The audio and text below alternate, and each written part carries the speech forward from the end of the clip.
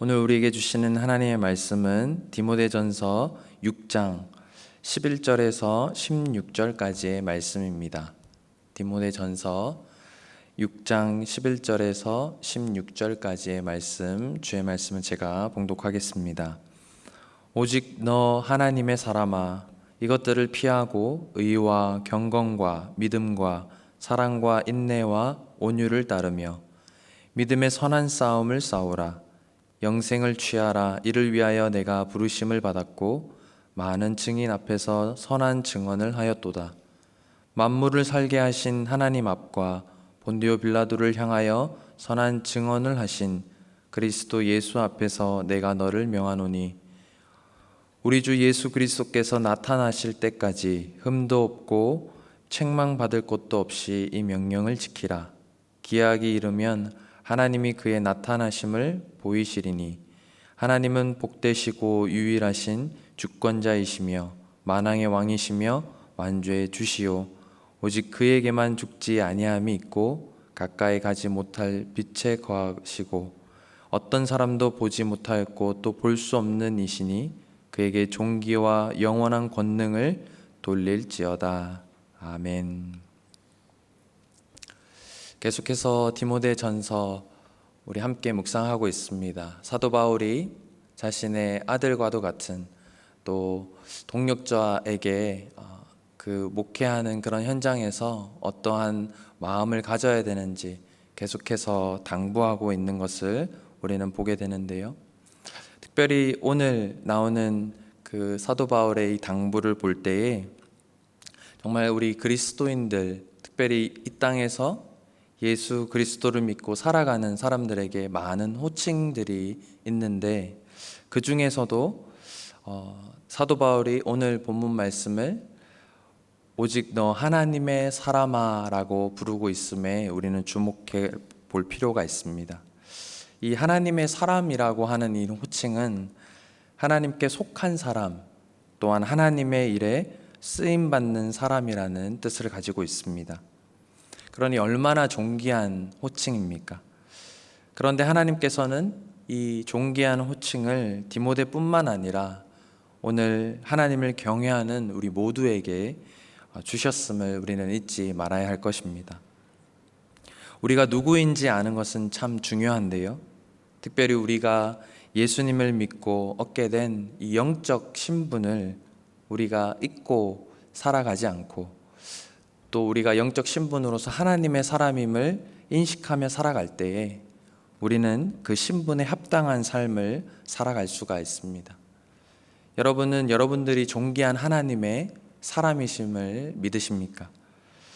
그렇다고 한다면 오늘 말씀을 통해서 하나님의 사람으로서 우리가 어떠한 삶을 살아야 하는지를 함께 묵상하는 시간이 되기를 원합니다.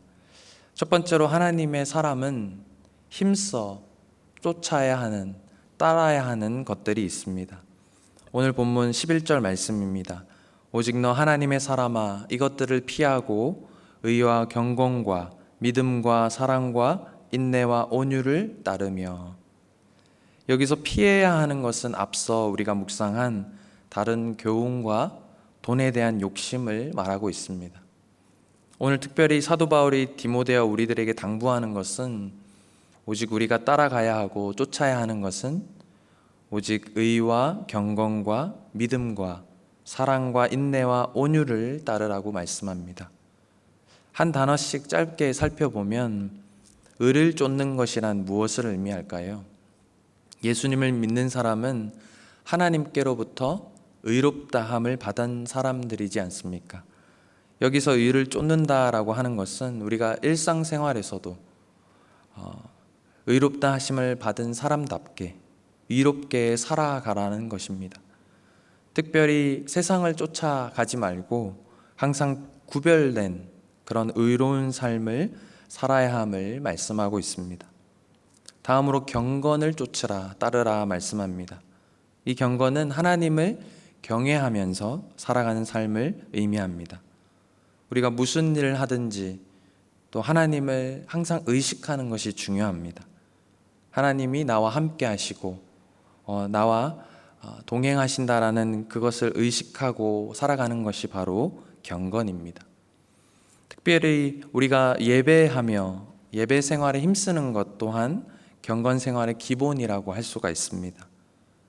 우리가 예배 생활에 힘쓸 때에 하나님께서 주시는 그 경건의 삶의 능력을 얻게 된다라는 것을 잊지 마시기 바랍니다.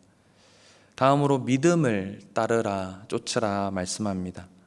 이 믿음이란 하나님을 믿고 충성하는 것을 말합니다. 우리가 어떠한 환경에 처한다 할지라도 변함없이 하나님을 의지하고 섬기는 것을 가리켜서 믿음을 쫓는다라고 할 수 있겠습니다. 다음으로 사랑을 쫓으라 말씀합니다. 이 사랑은 참으로 진실한 사랑, 곧 아가페의 사랑을 말씀합니다. 그것은 하나님의 사랑을 받은 사람만이 행할 수 있는 사랑입니다. 그러기에 요한 1서 4장 10절에서 11절 말씀이 이와 같이 말씀합니다. 사랑은 여기 있으니 우리가 하나님을 사랑한 것이 아니요 하나님이 우리를 사랑하사 우리 죄를 속하기 위하여 화목제물로 그 아들을 보내셨습니다. 사랑하는 자들아, 이와 같이 하나님이 이같이 우리를 사랑하셨은즉 우리도 서로 사랑하는 것이 마땅하도다 라고 말씀하고 있습니다. 그리고 인내를 쫓으라 라고 합니다. 여기서 인내란 우리의 당면한 그런 어려움들을 마지못해서 참아내는 것이 아닙니다. 마치 운동선수가 훈련을 하듯이 정말 자발적으로 그런 자세로 어려움들을 이겨내는 것을 말합니다. 우리가 역경을 이기는 것은 물론이고 또 하나님을 섬기고 또한 사랑을 베풀고 봉사를 하는 데에도 우리는 참으로 인내가 필요한데요. 그 인내를 우리가 가질 때에 아름다운 결과를 얻을 수 있음을 우리는 기억해야 할 것입니다. 그래서 야고보서에서 이렇게 말씀합니다. 1장 4절 말씀에 인내를 온전히 이루라. 이는 너희로 온전하고 구비하여 조금도 부족함이 없게 하려 함이라 라고 말씀합니다. 마지막으로 온유를 쫓으라 라고 말씀합니다. 이 온유란 부드럽고 친절한 태도, 또한 상대방을 존중하고 또 허물을 용납하는 것을 의미합니다. 예수님께서도 말씀하시기를 마태복음 11장 29절 말씀에 나의 마음이 온유하고 겸손하니 나의 멍에를 메고 내게 배우라. 그리하면 너희 마음이 쉼을 얻으리니 라고 말씀하였습니다. 그러므로 우리는 항상 온유하게 행함으로 예수님을 닮아가는 그런 성도들이 되어야 하는 것입니다. 이와 같이 하나님의 사람이 이 6가지 이 덕목을 쫓아야 하는 궁극적인 이유가 있다라고 한다면 바로 예수님의 증인으로서 선한 증언을 하기 위함입니다.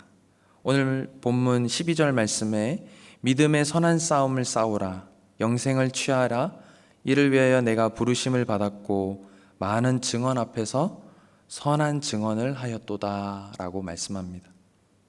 우리의 그런 하나님의 사람다운 그런 삶을 통해서 많은 이들이 하나님께로 돌아오는 이 축복의 통로의 역할을 우리는 감당할 수 있음을 기억해야 할 것입니다. 두 번째로 하나님의 사람은 믿음의 선한 싸움을 싸워야 합니다. 성경은 우리 그리스도인들을 운동선수에 비유를 합니다. 히브리서 12장 1절 말씀에 이러므로 우리에게 구름같이 둘러싼 허다한 증인들이 있으니 모든 무거운 것과 얽매이기 쉬운 죄를 벗어버리고 인내로 우리 앞에 당한 경주를 하며 라고 말씀합니다. 한평생 우리가 믿음의 선한 싸움을 싸워야 한다는 점에서 이 싸움은 장기적인 그런 마라톤인과 같다라고 할 수가 있습니다. 마라톤은 짧게 달리는 운동이 아니지요. 지속적으로 우리는 달려야 하는 것입니다. 우리는 주님 앞에 서는 그날까지 변함없는 자세로 믿음을 지켜서 나아가야 한다라는 것입니다. 우리가 절제하고 또 힘든 훈련을 이겨낸 그런 운동선수가 가질 수 있는 그 우승의 영광을 차지할 수 있음을 우리는 기억하면서 그리스도인으로서 또 하나님의 사람으로서 선한 싸움을 싸워야 한다 말씀합니다. 성경은 또한 우리에게 그리스도의 군사라는 호칭을 주십니다. 디모데후서 2장 3절에서 4절까지의 말씀입니다. 너는 그리스도의 예수의 좋은 병사로서 나와 함께 고난을 받으라. 병사로 복무하는 것은 자기 생활에 얽매이는 자가 하나도 없나니 이는 병사로 모집한 자를 기쁘게 하려 함이라 말씀합니다. 군사란 실제로 전장에서 싸우는 사람을 말하지요. 전쟁에 나간 이 군사가 죽기를 겁내면 이길 수 없을 것입니다. 또 지휘관의 그런 명령을 복종해서 용감하게 싸워야 합니다. 그것이 바로 우리의 생명을 보존하는 것이기 때문이지요. 에베소서 6장 12절 말씀을 보시면 우리의 씨름은 혈과 육을 상대하는 것이 아니요 통치자들과 권세자들과 이 모든 어두움의 세상 주관자들과 하늘에 있는 악의 영들을 상대함이라 라고 말씀합니다. 마귀는 우리보다 강하다라는 것을 우리는 많이 느끼게 되지만, 그러나 예수 그리스도가 우리를 힘들게 하는 그건 사단 마귀보다 더 강하시다라는 사실을 우리는 잊지 말아야 할 것입니다. 그러므로 우리의 대장 되신 예수 그리스도를 온전히 의지하고 그분의 명령에 순종하면서 이 싸움을 싸워 나가는 우리 모두가 되기를 소망합니다. 마지막으로 하나님의 사람은 이 싸움을 예수 그리스도의 다시 오심을 고대하면서 싸워 나가야 한다라는 것을 말씀합니다. 14절과 15절 말씀입니다. 우리 주 예수 그리스도께서 나타나실 때까지 흠도 없고 책망받을 것도 없이 이 명령을 지키라. 기약이 이르면 하나님이 그의 나타나심을 보이시리니 하나님은 복되시고 유일하신 주권자이시며 만왕의 왕이시며 만주의 주시오. 아멘입니다. 예수 그리스도의 이 재림은 이 성도들에게 가장 큰 소망입니다. 우리의 구원이 주님께서 재림하실 때에 완성되기 때문이지요. 우리는 예수님께서 언제 오실지 정확하게 알 수 없습니다. 예수님의 재림은 오직 하나님 아버지께서만 아신다라고 하셨습니다. 그러나 한 가지 분명한 것은 그날이 매우 가깝다라는 사실입니다. 내가 진실로 속히 오리라 예수님께서 말씀하셨습니다. 밤이 깊으면 아침이 가까운 법이지요. 지금의 세상에 우리가 너무나 많은 죄악들을 볼 때에 참으로 밤이 깊어졌다라는 생각이 들어집니다. 하지만 곧 아침과도 같은 예수 그리스도의 재림이 임박하였다라는 증거입니다.